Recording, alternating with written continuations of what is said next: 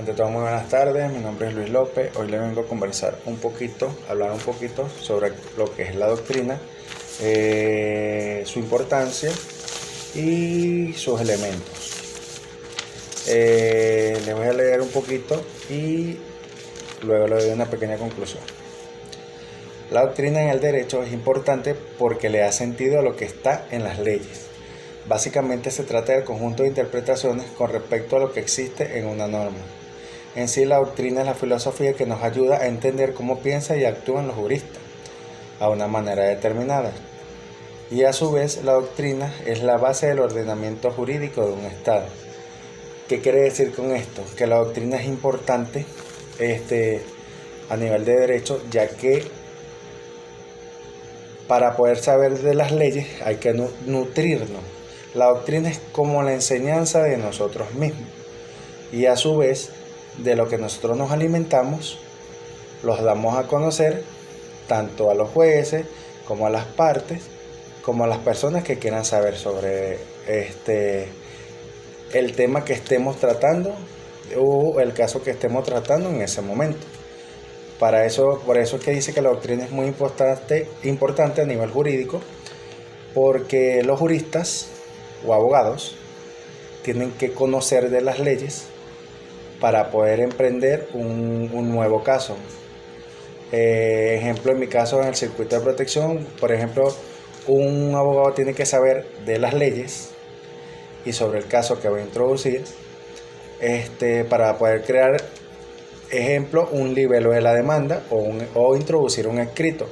Primero él tiene que nutrirse para poder explicar en ese escrito qué es lo que necesita y qué es lo que él está solicitando.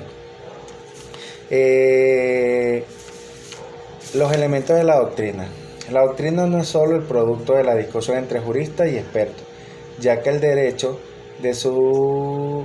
se sustenta en la cultura popular y en los principios de la sociedad. De igual manera, entra en juego las creencias políticas y educativas, ya que los elementos que destacan en ellas son el criterio y la actuación, y sobre todo la experiencia que imparte justicia.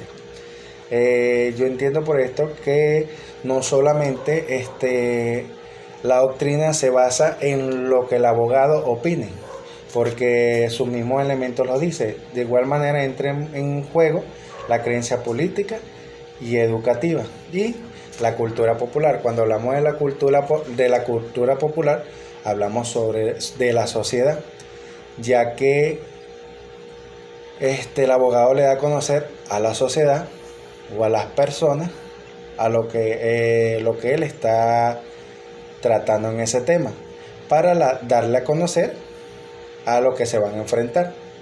Pero también cuando hablamos de cultura popular es que la gente puede opinar, o el cliente puede opinar sobre lo que el abogado está tratando en ese caso.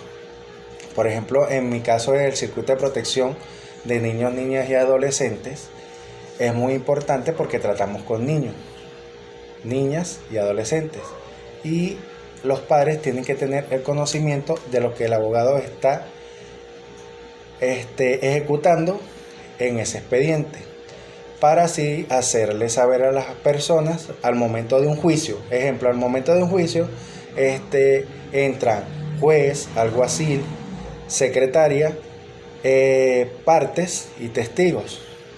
Por eso es que cuando se habla de cultura popular es que la sociedad puede opinar y alegar, para que así el juez pueda tomar una decisión exacta sobre el caso que se está tratando. La importancia de la doctrina.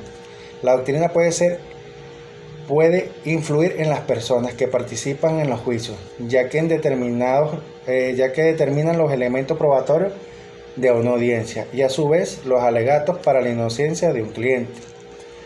¿Qué quiere decir con esto? Es muy importante, ya que las personas que participan en un juicio tienen, como que decimos, voz y voto para opinar sobre lo que se está tratando, para así llevar a un acuerdo. Y esto influye mucho y es muy importante, porque cuando las personas opinan de lo que sienten, de lo que saben, el juez se sienta en analizar se sienta a analizar para así dar una respuesta concisa a las partes y al abogado. ¿Qué quiero decir con esto? Ejemplo, en un juicio lo vuelvo a llevar a mi campo de trabajo, como el circuito de protección. Ejemplo, en un juicio donde hay diferentes partes, donde se está tratando, ejemplo, el régimen de convivencia familiar o la colocación familiar o la custodia de ese niño, el juez tiene que escuchar a las partes